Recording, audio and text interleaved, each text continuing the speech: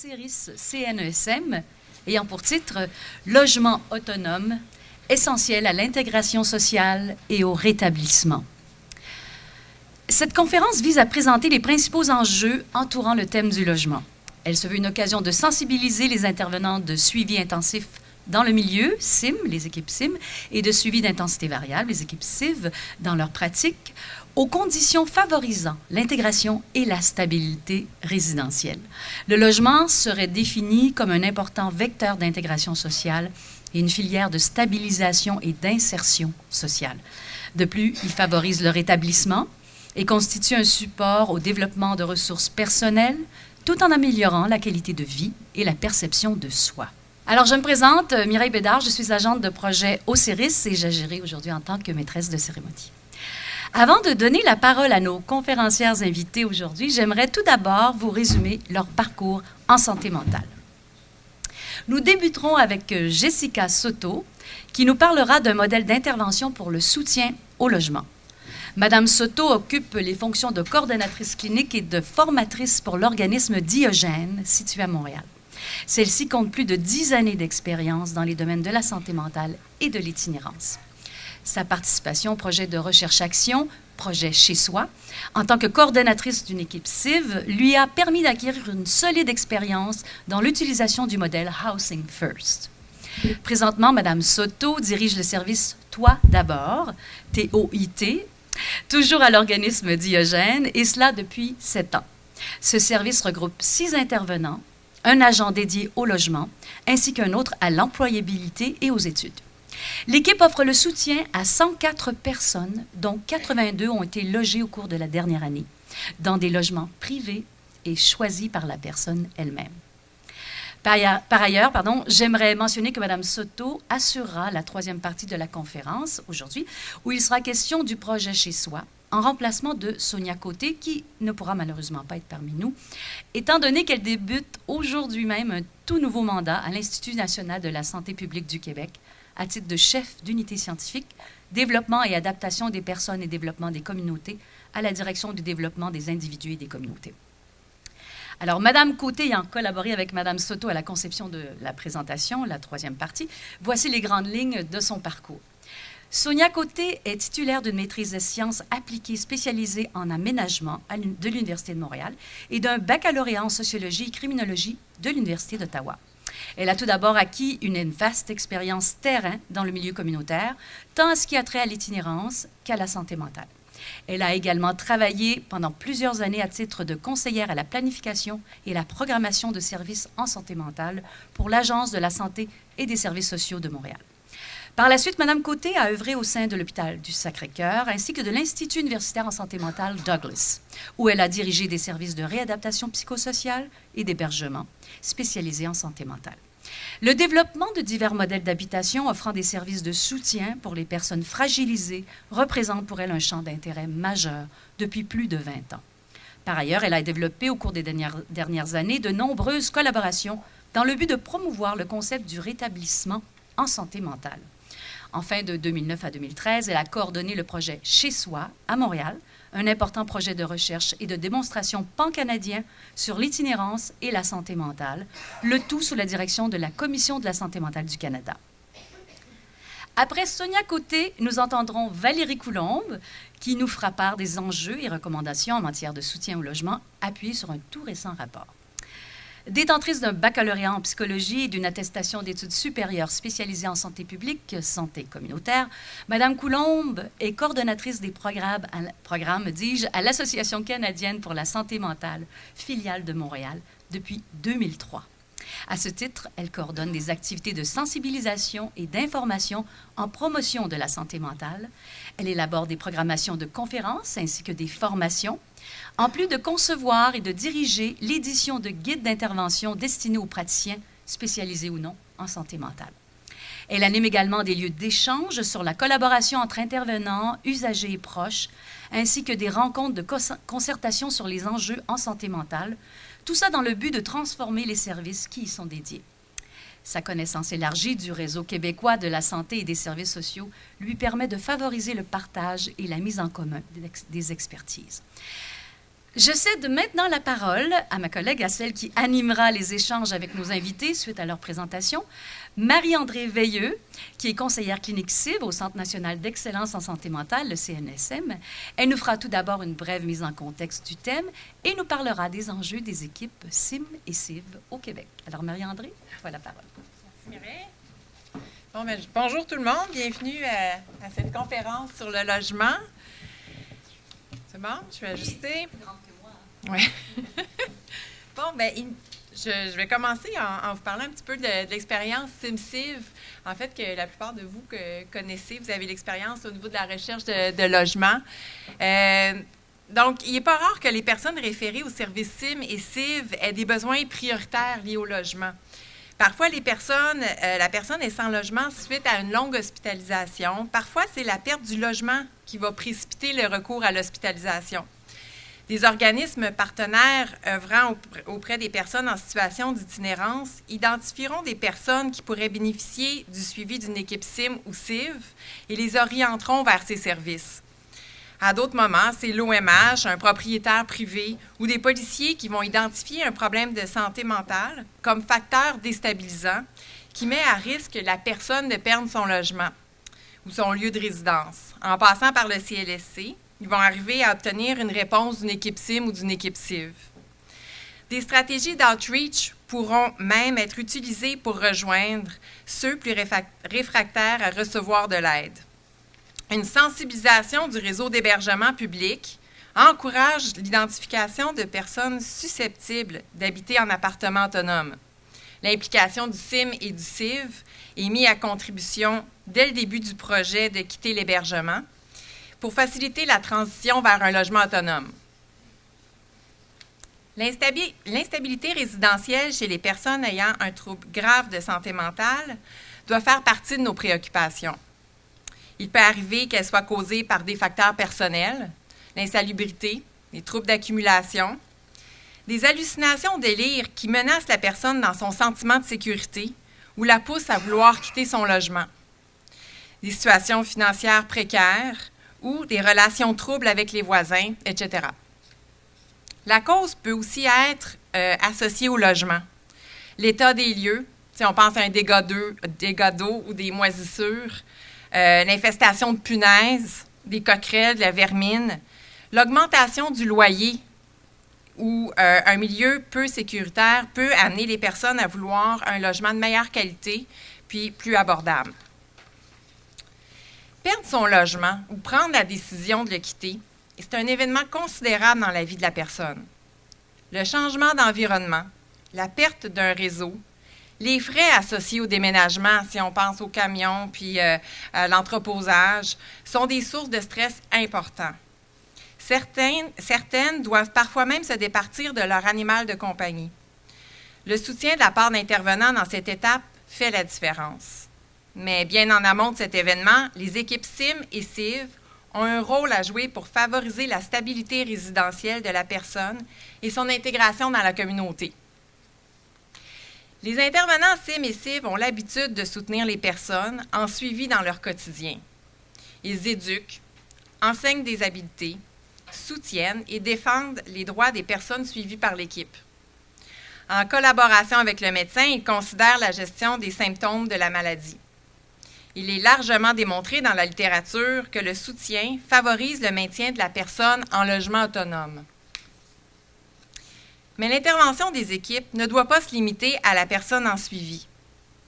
Les liens avec le propriétaire sont aussi à privilégier. L'intervenant facilite le développement d'une relation propriétaire-locataire plus positive. Il intervient dans la résolution de problèmes en manifestant son soutien, joue un rôle de modèle dans le processus et déstigmatise la maladie mentale par des stratégies éducatives. Par son intervention, il outille le locateur et le locataire pour que leurs échanges soient plus satisfaisants.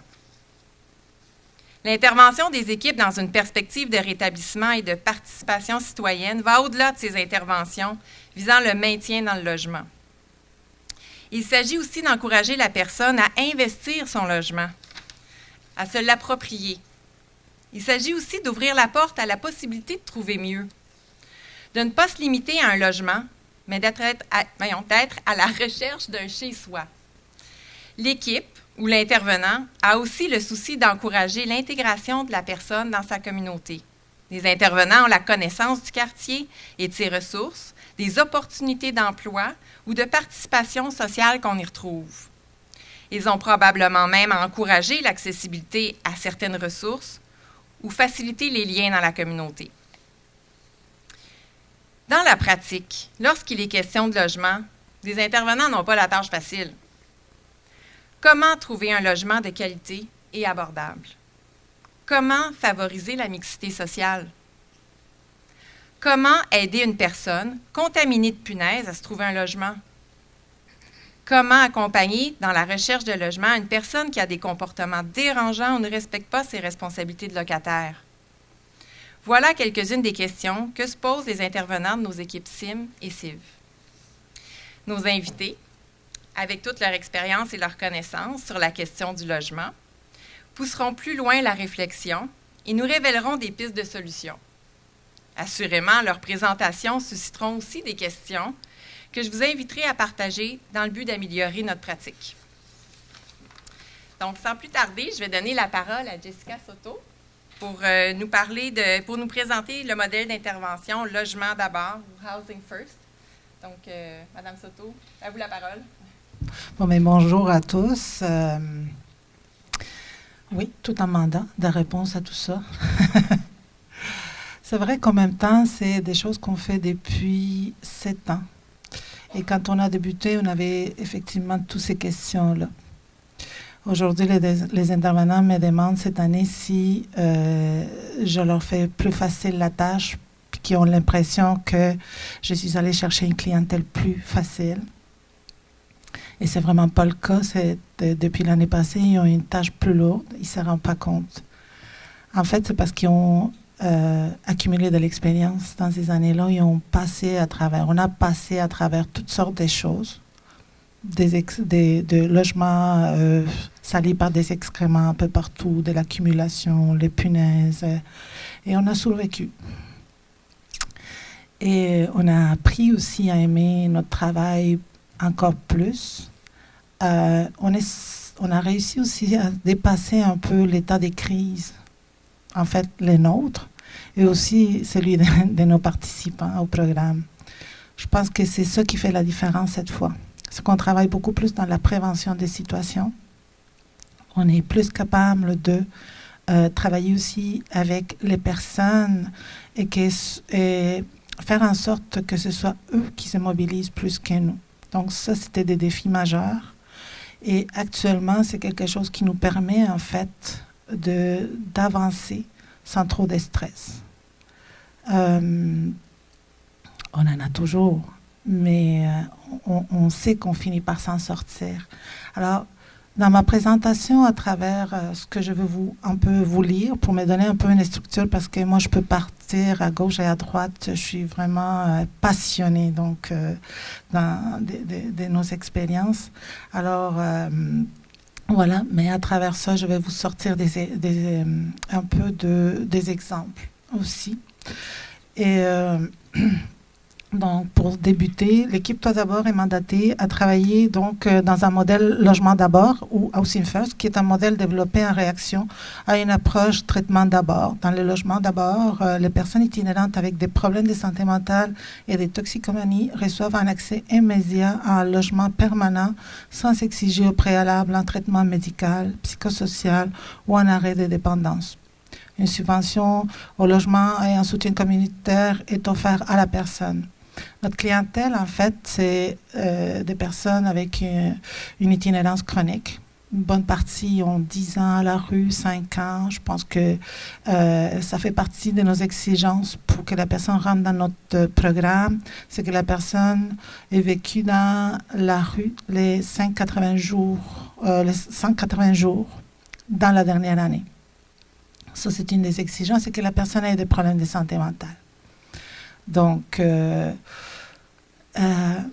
quand tu as un mandat précis, c'est plus facile à travailler, on n'a pas le choix. C'est ça qu'on devait. Et avec les modèles logement d'abord aussi, comme on l'a expérimenté dans une recherche, il fallait l'utiliser tel quel. Aujourd'hui, on ne se pose pas de ces questions parce que on voit bien toute la pertinence de travailler de cette façon-là. Notre clientèle, si bien ils n'ont pas d'exigence pour l'arrêt de consommation des médications, il faut dire que les personnes qui sont à la rue depuis longtemps, souvent ils n'ont pas de papier, donc, ou pour certaines, pas non plus de ressources financières. On a actuellement, par exemple, une dame que ça fait 8 ans qu'elle est à la rue, et quand on l'a rencontrée, madame n'a pas le droit à l'aide sociale parce que cette dame-là, elle a un compte dans son compte en banque, elle a 43 000 $. 43 000 $, donc pas d'aide sociale pour elle. Mais madame, ayant un problème très grave de santé mentale, ne comprend pas sa situation. Donc, dans les refuges depuis longtemps. Et il faut qui s'en occupe? Il faut s'en occuper. Donc, actuellement, on est en train de regarder toute la question de son héritage, débloquer, faire rentrer la régie des rentes, parce que de façon un peu, on a bien rigolé cette semaine, on essayait de trouver comment faire en sorte que madame reçoit la contrainte sévère à l'aide sociale. Puis, quand on a regardé sa date de naissance, mais elle est rendue à 69, donc elle peut avoir la régie des rentes, ce qui nous facilite un peu la chose. Mais on est rempli, il y a plein de détails de cet ordre-là. Passer à travers toutes ces difficultés-là et accompagner la personne, que ce soit dans la négociation d'une dette avec Hydro-Québec, le fait de faire parvenir tous ces documents, ça peut prendre du temps, mais faire toutes ces démarches avec la personne, mais ça tisse les liens. Donc déjà, au départ, des choses que pour eux sont insurmontables, ben, on est des facilitants. Alors, tout ça, ça va aider dans ce lien de confiance-là qui, plus tard, va être très bénéfique. Donc, comment on marche? Une fois qu'on a rencontré la personne, on se donne un maximum de 2 semaines pour rentrer la personne. Notre moyen, c'est 2 à 3 semaines pour qu'une personne rentre dans un logement, mais il y a des cas d'exception, évidemment. Il y a des personnes qui peuvent prendre beaucoup plus de temps parce qu'on va travailler avec le respect du rythme de cette personne-là. Alors, il y a des personnes pour lesquelles c'est compliqué. Des personnes qui ont toutes sortes de détails, qui vont chercher, qui ne sont pas sûrs. Il y a un processus parfois pour les personnes surtout très anxieuses. Donc, on va respecter ça et on va les accompagner. On va visiter 4, 5 logements des fois. On va s'arrêter à chaque fois pour voir qu'est-ce qui ne va pas. La question du logement, c'est important aussi. Si on veut que la personne puisse s'approprier son logement, c'est ça que j'entendais tantôt, c'est important que le logement soit choisi par elle. Et évidemment, on a les contraintes de réalité aussi auxquelles on doit faire face, mais ce n'est pas nous qui faisons face à ces contraintes de réalité, c'est la personne. Donc, elle va nous donner des critères, c'est important, on va les respecter, on va faire des recherches en fonction de ce qu'elle nous demande. Puis elle va visiter, puis elle va des fois être confrontée à un logement peut-être plus petit dans un secteur qu'elle voulait, ou un logement plus grand, un peu plus éloigné. Donc, c'est quand même elle qui va décider à travers tous ces processus-là. Des logements qui nous conviendraient peut-être pas. Nous, on pense en 3,5, tout le monde va en vouloir. Il y en a qui préfèrent un plus petit parce qu'il va être certain de pouvoir l'entretenir. On ne se pose pas trop de questions parce que de toute façon, c'est un chemin aussi qu'on va découvrir beaucoup de choses. Au tout début, en général, tout est beau, tout est parfait, il n'y a jamais de problème. Puis des fois, c'est 6 mois plus tard qu'on l'apprend, des fois, c'est 24 heures après. Et des fois, ça peut prendre 1 an où les problèmes vont se présenter. Donc, l'équipe est appelée à assurer le bon fonctionnement des services d'une fiducie, apporter du support aux propriétaires, concierges, voisins, familles ou tout autre acteur considéré important dans le réseau de la personne et pouvant contribuer à l'intégration et au rétablissement de la personne. Suite au premier contact que nous avons avec les participants, l'agent logement est appelé et une fiche avec les critères de choix du logement de la personne lui est acheminée. Les choix du logement, ça va avec les quartiers, la caractéristique du logement, un critère précis tel que la proximité du métro, d'une ressource, près d'un parc, etc. Il y a plein de petits détails qui parfois sont importants pour la personne et lesquels on va tenter le plus possible de respecter. On a des logements un peu partout à Montréal, même dans le plateau Mont-Royal. C'est pour dire que des logements, il y en a. On n'a pas eu jusqu'à là de la difficulté à en trouver. Ça peut pas nous prendre peut-être parfois un petit peu plus de temps. On a développé un lien de confiance aussi avec les propriétaires. On essaye, et ça c'est une des choses les plus importantes, d'être là dès le départ, de bien s'entendre sur notre rôle, mais aussi les siens. Donc, c'est important que le propriétaire puisse comprendre que nous, on n'est pas là pour collecter le loyer, ça reste sa responsabilité, par exemple, mais qu'on va lui soutenir dans toute autre chose qui sort un peu du cadre normal de son rôle de propriétaire. Donc, ça, c'est important. On se rend compte qu'un retour d'appel rapide, ça évite beaucoup de difficultés. On a des propriétaires que des fois, on a eu des personnes disons qu'ils l'ont mis très, très à l'épreuve. Je vous donne le cas d'une dame, un propriétaire qui a eu premièrement une personne qui consommait beaucoup, qui faisait le party. La propriétaire habite juste en bas. Il y avait de la violence conjugale aussi. Donc, c'était une situation assez complexe. On a été appelé à plusieurs reprises. Mais je pense que madame, elle pouvait voir aussi notre participation, notre tentative de résoudre les problèmes, même si on n'y arrivait pas, on était là, on était présent, on faisait ce qu'on pouvait là-dedans. Finalement, on a réussi ça a fini par un déménagement de la personne en question. Ça, c'est aussi une des choses importantes, pouvoir relocaliser les personnes, pouvoir les déménager,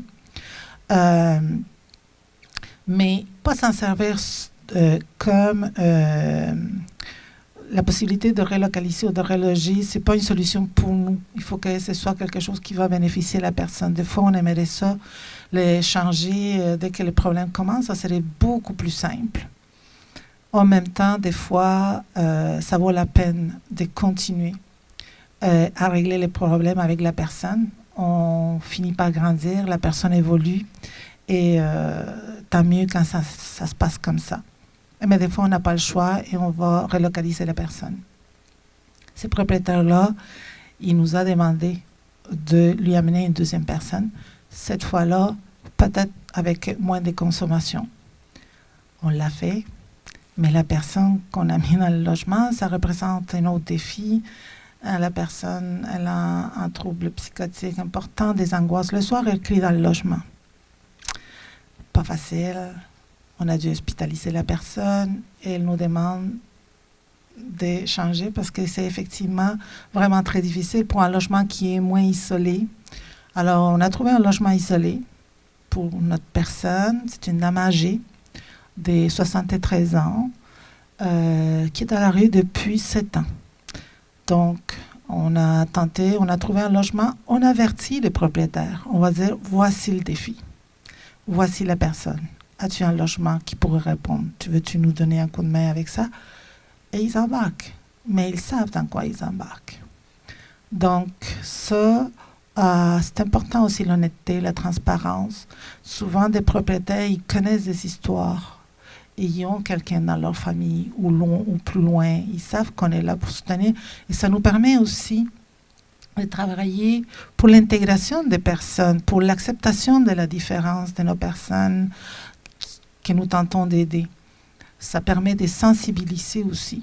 Donc, tout ce que nous voulons, vaincre des préjugés, mais si on est là, on peut aussi avancer sur ce terrain-là, ce qui est intéressant.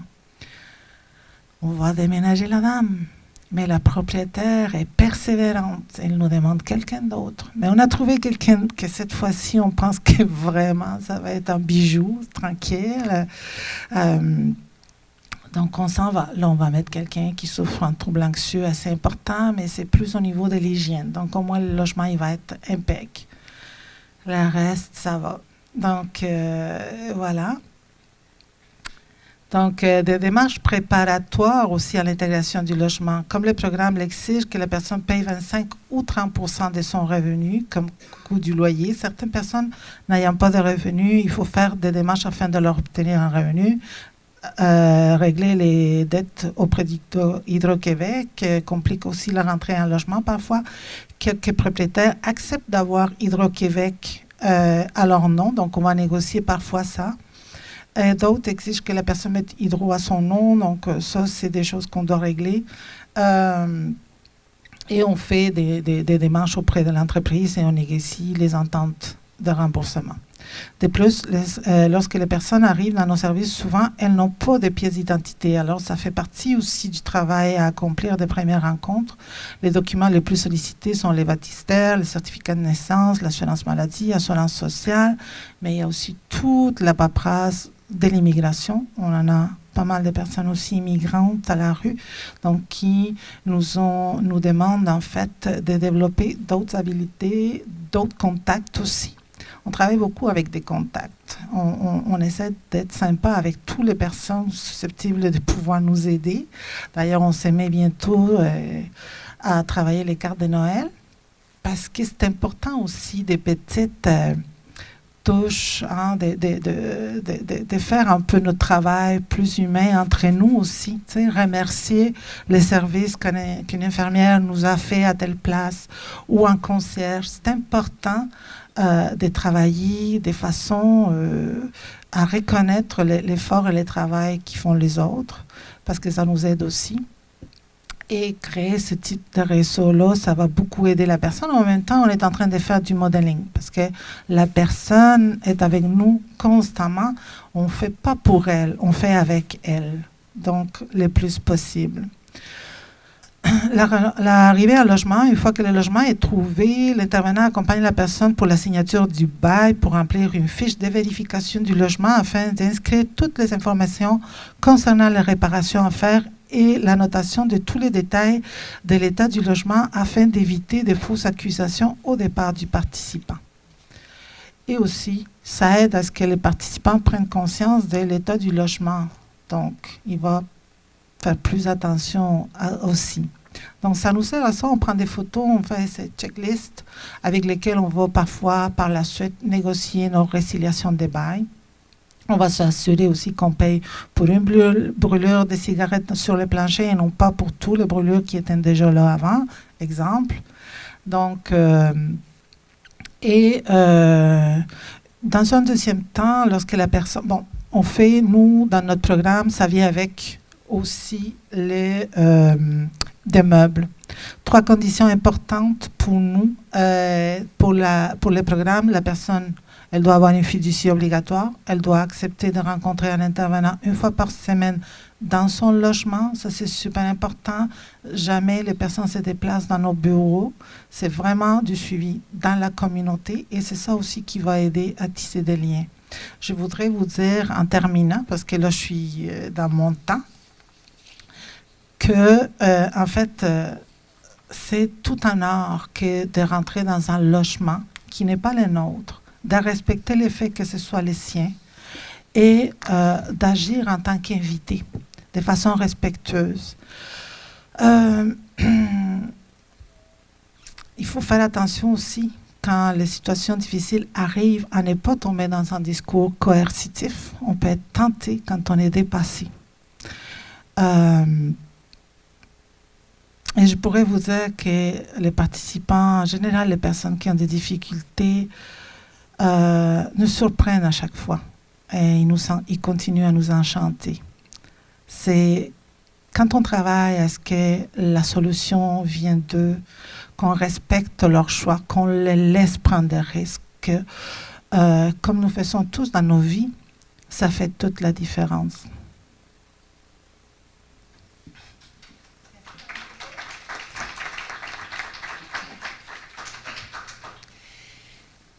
Ce que j'entends, c'est que vous accordez une grande importance au choix de la personne. Vous êtes très respectueux de ses choix. Je me demandais comment est-ce que quelqu'un qui a vécu dans une situation d'itinérance depuis, vous donniez l'exemple d'une dame, là, ça faisait 7 ans qu'elle était en situation d'itinérance.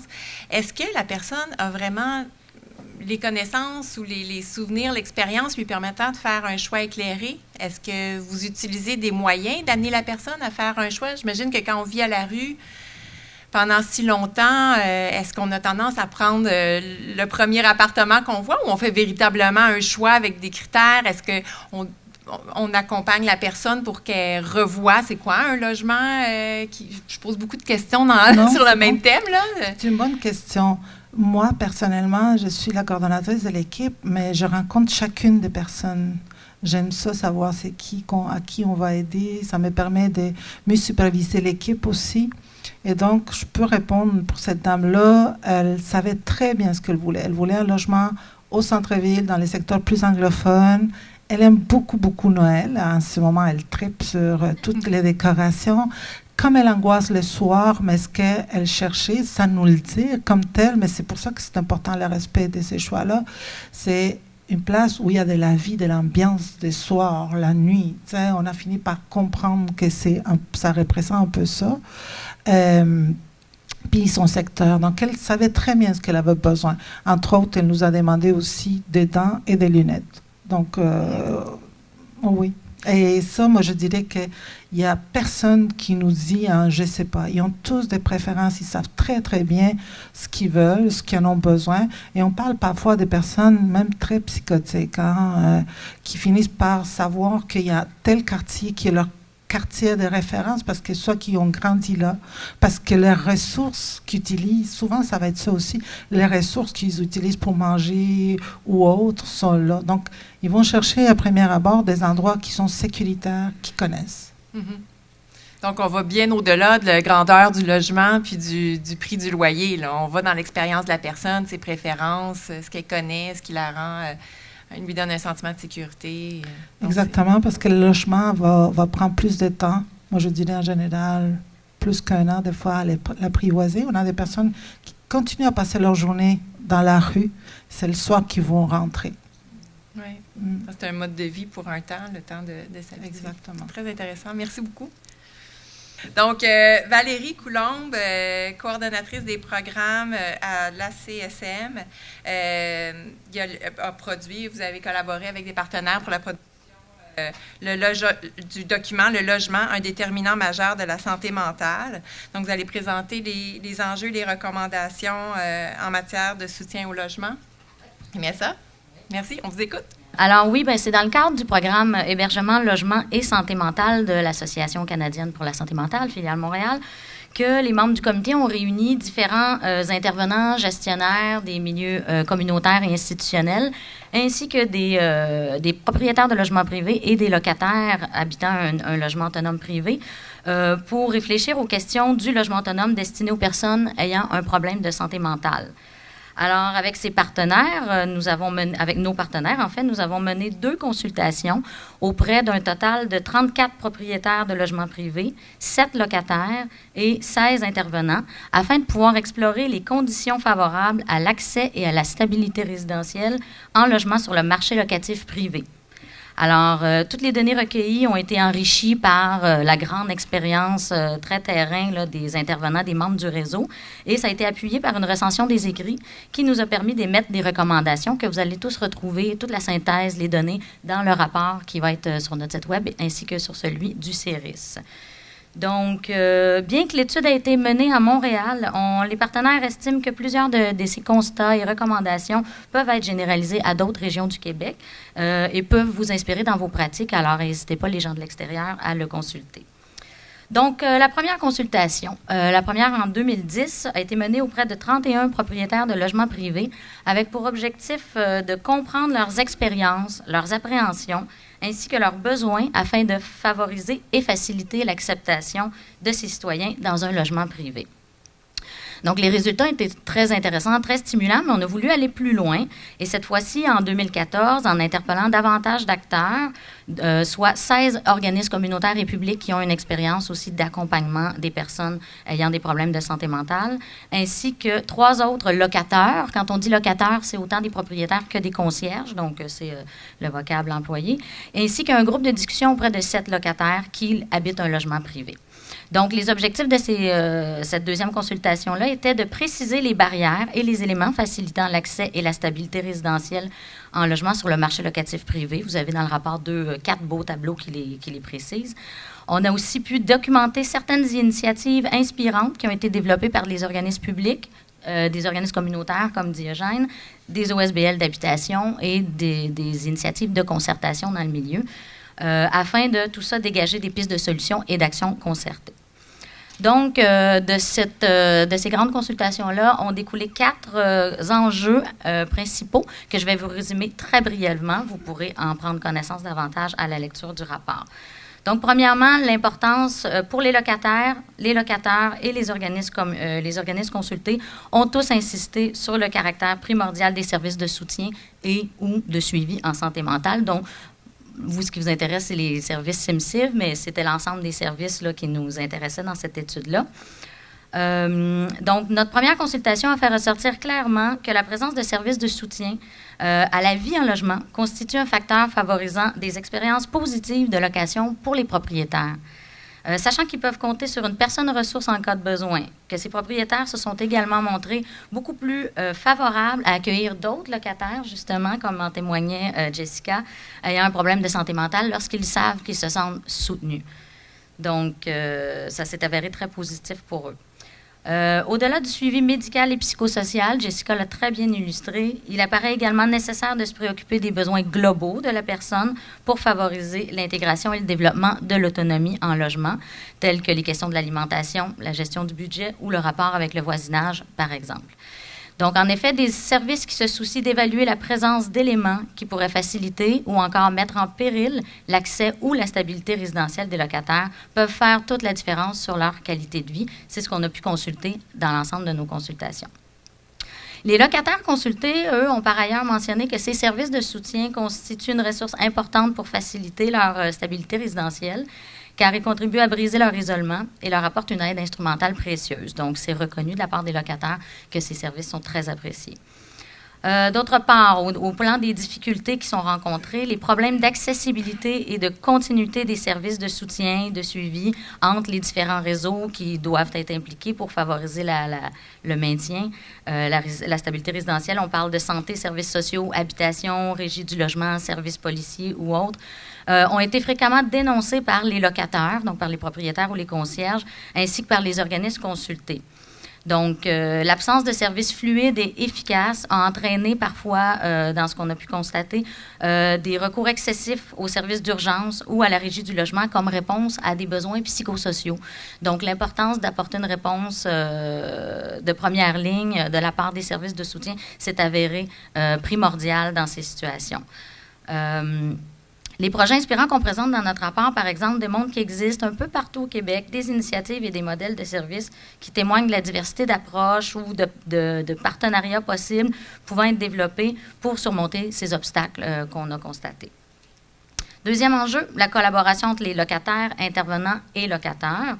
Donc, les locataires de nos études ont mentionné vivent des insatisfactions et un désenchantement face à la disponibilité des services de soutien en santé mentale. Je suis désolée de vous apporter cette critique-là, mais c'est ce qu'ils ont constaté dans nos études. Ils ont l'impression d'être peu considérés lorsqu'ils formulent une demande de service auprès des services de santé mentale, services sociaux, et qu'on leur refuse le soutien, mais sans toutefois leur offrir d'alternatives et en insistant pour que la demande provienne du locataire lui-même, de la personne en besoin.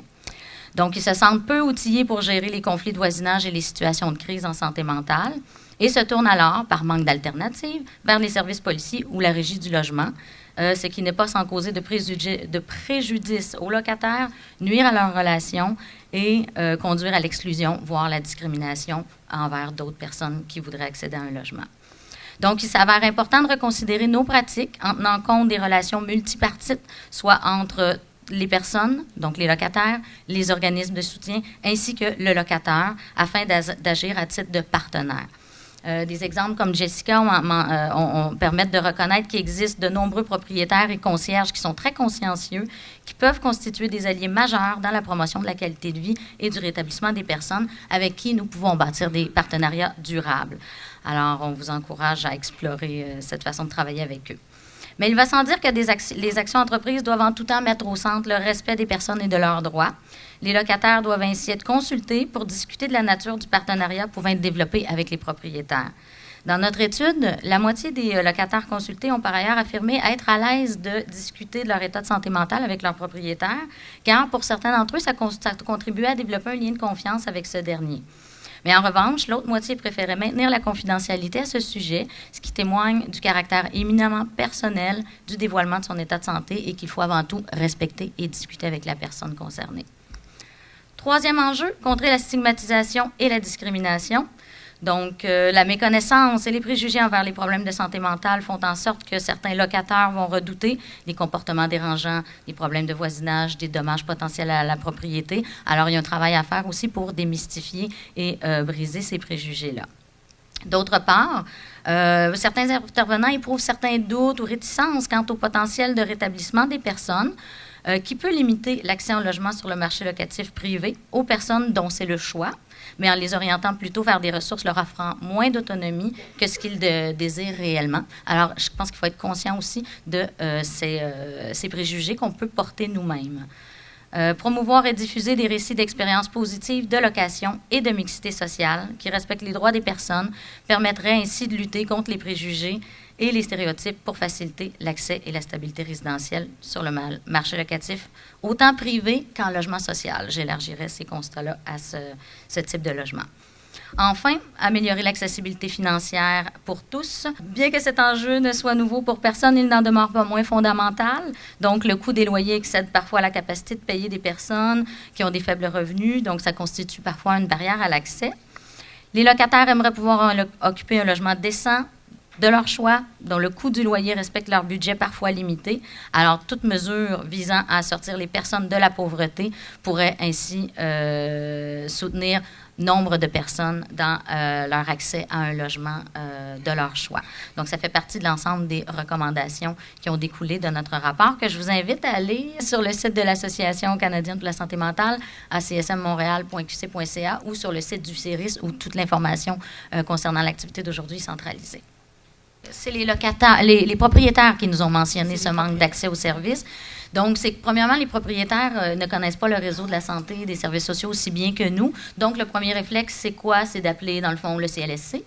Et il est arrivé à plusieurs reprises que le CLSC a dit, bien, écoutez, votre demande, nous, on ne peut rien faire. La demande doit venir de la personne elle-même. Tout autant que les proches, parfois, quand ils font des demandes de services, ils se font dire le même genre de réponse. On ne peut pas vous aider tant que la demande ne vient pas de la personne elle-même. Alors, plutôt que de donner une fin de non-recevoir à ces propriétaires-là, je pense qu'il y a une opportunité de voir avec eux comment on peut travailler sans nécessairement dévoiler de l'information sur c'est qui la personne, qu'est-ce qui se passe dans sa vie, mais au moins bien les diriger vers l'ensemble des services qui peuvent l'accompagner. Aller voir avec eux aussi peut-être quel genre de ressources dans la communauté pourrait leur apporter. Est-ce qu'il y a des centres de crise dans la communauté si, admettons, le service en question ne peut pas intervenir? Est-ce qu'il y a moyen, avant d'arriver au service policier, d'appeler peut-être le service 811, d'explorer, dans le fond, qu'est-ce qui peut être des ressources, des solutions alternatives à la judiciarisation là, excessive? Mm-hmm. Donc, ce que je comprends, c'est qu'il y a des services qui sont au courant de ces situations-là, comme les policiers ou ces places-là, mais qui ne sont pas nécessairement en contact avec les services de première ligne qui pourraient donner peut-être une réponse plus adéquate. Est-ce qu'il n'y aurait pas lieu qu'il y ait un meilleur partenariat entre tous ces acteurs-là? Tout à fait. Tout à fait. Avez-vous des pistes de façon? Dans notre rapport, on a documenté certaines initiatives dans le fond, de concertation dans l'ouest de l'île de Montréal. Il y a des tables de concertation spécifiques au logement. Donc, les policiers sont là, même les pompiers sont là, parce qu'il y a souvent des questions d'accumulation compulsive. Ils ont eu des enjeux à discuter autour de ça. Et donc, les intervenants, autant les centres de crise, les CLSC, les intervenants de CIUS, finalement, tout le monde s'assoit ensemble régulièrement pour discuter de cas, discuter de situations qui sont arrivées pour dire, bon, mais qu'est-ce qu'on aurait pu faire de mieux? Comment on peut faire la prochaine fois?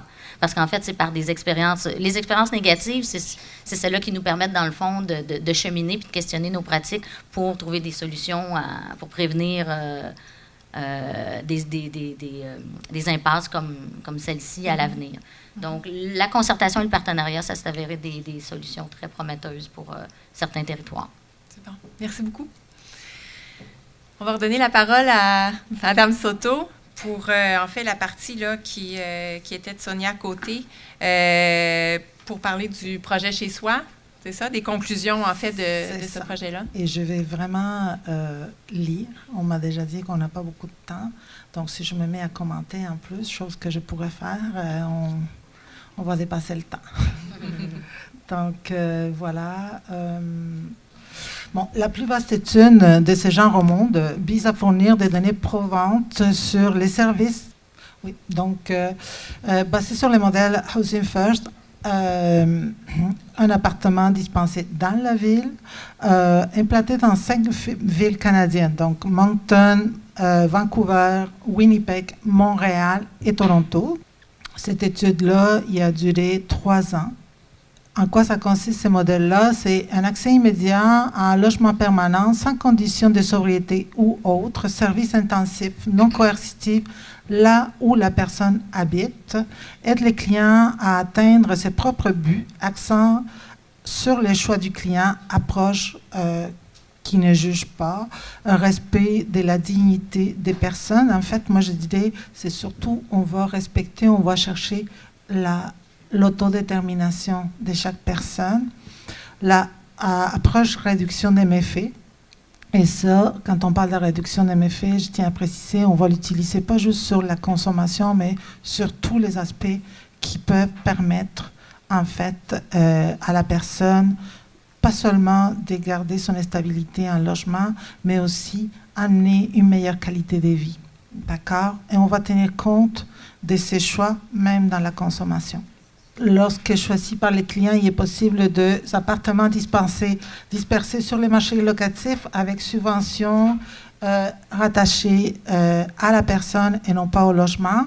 La personne paye seulement 25%, mais il faut aussi faire attention à ne pas dépasser les 20% des personnes dans un même édifice pour ne pas aller construire des ghettos. Une approche proactive pour clients qui évitent les services. C'est important. Notre clientèle, c'est des personnes qui ne vont pas vers les services. Donc, ça ne sert à rien de leur donner des rendez-vous dans vos bureaux. Ça, je tiens à préciser ça parce que c'est une chose que je ne sais pas pourquoi on persiste à faire. Et il existe une échelle de fidélité que vous pouvez trouver dans les sites de la Commission de la santé mentale. Vous allez la trouver à un moment donné dans les diapos. Et c'est une échelle qui vous permet de voir si les personnes ou si l'équipe cote à ces niveaux-là.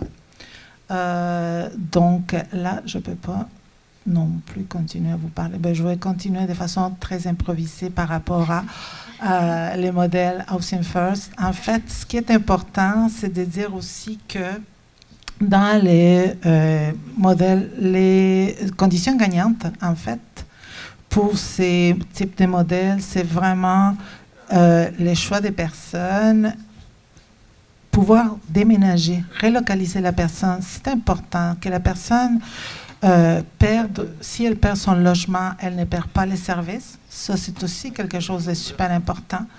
Donc, les services cliniques ou l'équipe qui est avec la personne ne va pas arrêter le suivi parce que la personne a perdu son logement. On reste là, on l'accompagne dans tous ces processus-là. C'est un élément très important parce que parfois, on ne peut pas empêcher la personne de perdre son logement. Si on va, nous, les prendre en charge puis s'en occuper pour faire en sorte que, quand on ne sera pas là, la personne va quand même vivre cette expérience-là. Donc, c'est important de se dire que les situations difficiles, complexes ou problématiques, là, je peux continuer avec ce qu'ils m'ont demandé de lire, en fait. Le logement et les soutiens sont gérés séparément, comme je vous disais. Le travail de concert pour les clients, approche proactive pour clients qui évitent les services, échelle de fidélité disponible, critères d'inclusion, être itinérant et souffrir d'au moins un trouble psychiatrique, critères d'exclusion, être déjà logé ou recevoir un suivi communautaire. Ensuite, dans les derniers 6 mois, après 3 ans, les personnes à besoins élevés y étaient encore dans le logement Et les personnes en service habituel, comme vous le constatez, c'est plus bas, les taux de personnes qui restent en logement. Logement d'abord versus service habituel permet de loger rapidement beaucoup plus de participants comparativement au service habituel. Il n'y a pas de conditions, pas d'attente. La personne rentre dans le service, on reçoit la fiche, on se met à chercher du logement sans poser des questions. Environ les 2/3 logés tout le temps pendant les derniers 6 mois, comparé au moins 2/3 par les services habituels, c'est ce qui montrait les graphiques avant. Amélioration plus grande du fonctionnement et de la qualité de vie pour les groupes avec besoins modérés. Dépendance, obstacles comparables pour les 2 groupes. Bon jumelage, respect des choix des participants et de l'environnement. Une réponse rapide est importante aux propriétaires ou aux concierges, parfois aussi aux voisins. Collaboration entre équipes cliniques, équipes logement, propriétaires ou concierges. Donc, dans notre cas, il y a des personnes distinctes qui répondent aux propriétaires. Instauration d'une fiducie pour la portion seulement du paiement du loyer. Le reste, c'est la personne elle-même qui gère son argent. Utilisation des services de la communauté le plus possible pour favoriser l'intégration et je dirais des services pour monsieur et madame tout le monde. Donc on va éviter d'utiliser ou de surutiliser les services exclusifs pour les personnes qui ont un problème de santé mentale. La réduction des coûts d'utilisation des services associés avec Logement d'abord contrebalance presque entièrement les coûts de l'intervention. Donc, voilà, vous avez les coûts moyens de l'intervention pour les différents services, ce qui veut dire que ça ne coûte pas moins cher, mais pas plus cher. D'accord. L'approche logement d'abord peut être mise en œuvre de façon efficace dans les villes de diverses tailles, mais en termes d'itinérance rapidement représente un investissement judicieux, ne se limite pas juste au logement, il y a vraiment la globalité de la vie de la personne dans laquelle il faut s'investir. Effets bénéfiques d'emploi et du soutien vont au-delà des services, amélioration de la qualité de vie et du fonctionnement en société. Changement suscité par les modèles logement d'abord peut prendre diverses formes. Fidélité au modèle logement d'abord est essentielle à l'obtention des résultats optimaux et ça, on peut en témoigner. Et donc, voilà la liste de remerciements dont Sonia Etiné compte. Je n'ai pas compris. Et le site où vous pouvez trouver la grille de fidélité si vous êtes intéressé ou à lire plus en détail sur le logement d'abord. Merci, Madame Soto. Merci, Jessica. Bon, le temps avance vite, on a pris un peu de retard. Alors, pour respecter nos temps, on va tout de suite passer à une période de questions avec le public. Marie-Ève Dargy, coordonnatrice professionnelle des équipes de soutien d'intensité variable du CIUS de l'Est de l'île de Montréal. Alors, ma question est pour Mme Soto. Madame Soto, en lien avec la fiducie de votre programme, ma question est la suivante.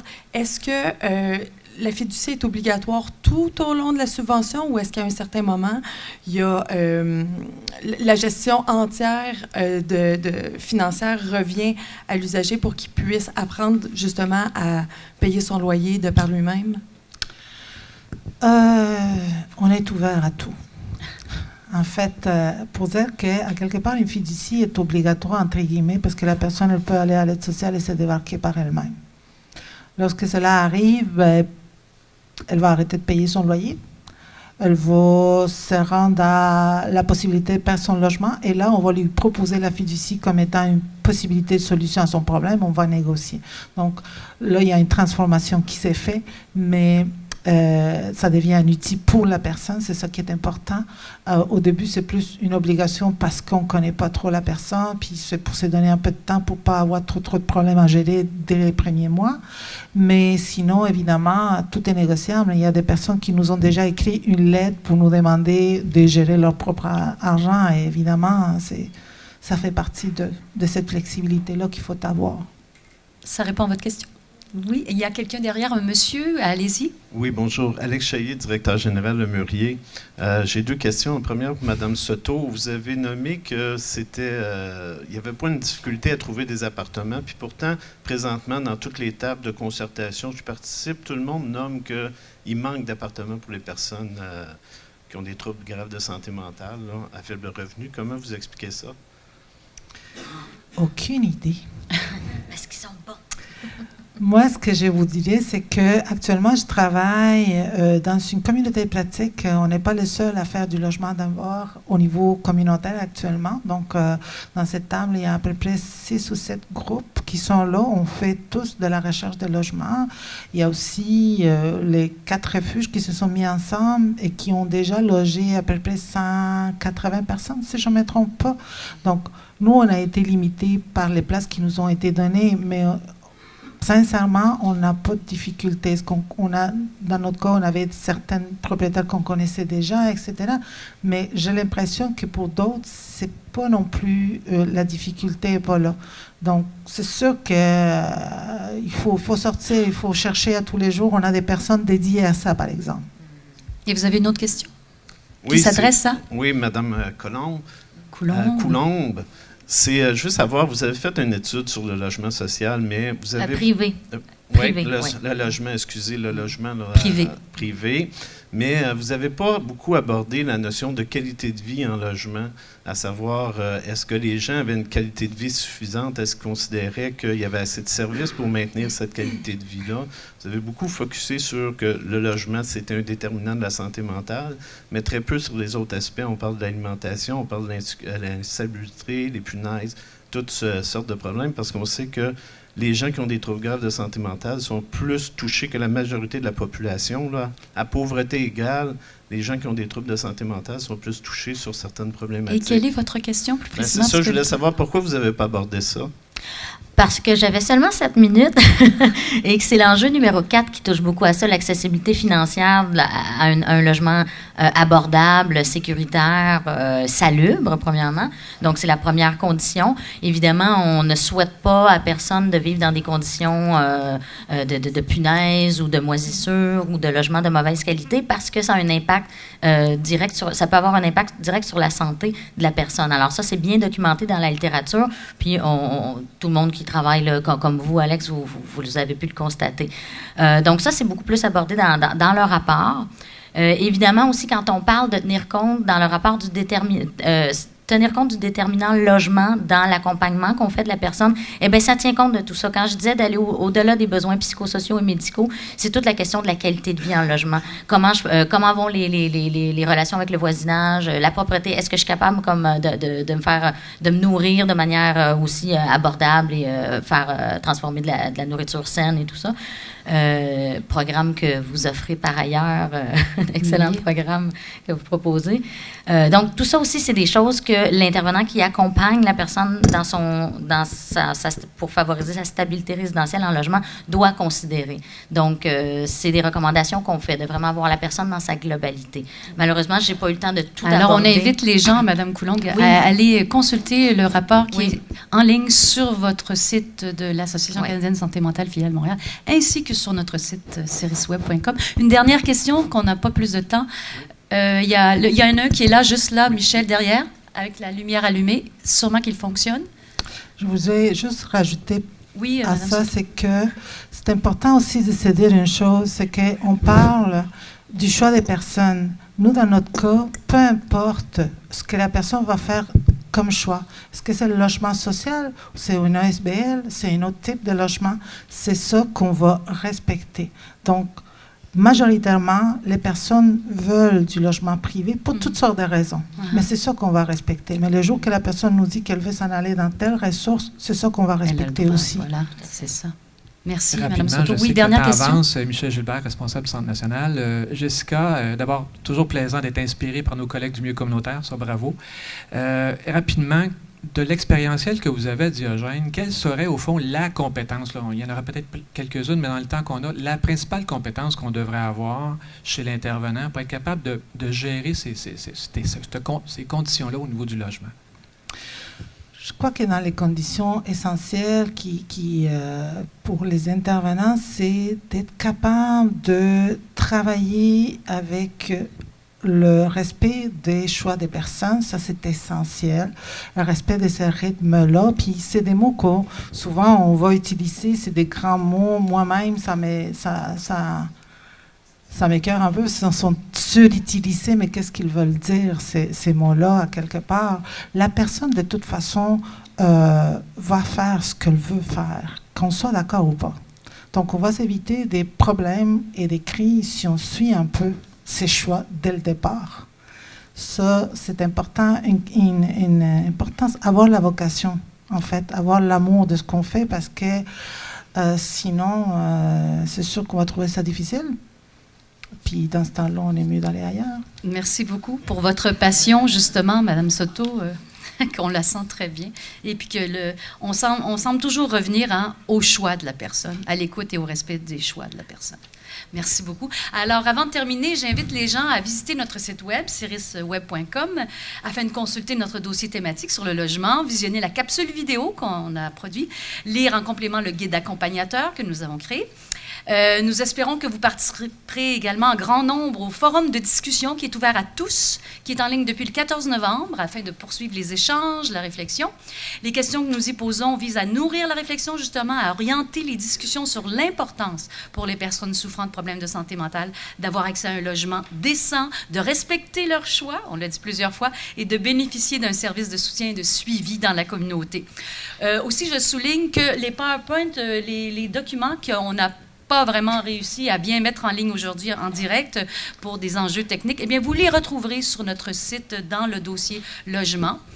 Je souligne que la présente conférence ainsi que toutes celles des thèmes précédents sont accessibles en tout temps sur notre site web en cliquant sur l'onglet « Rediffusion ».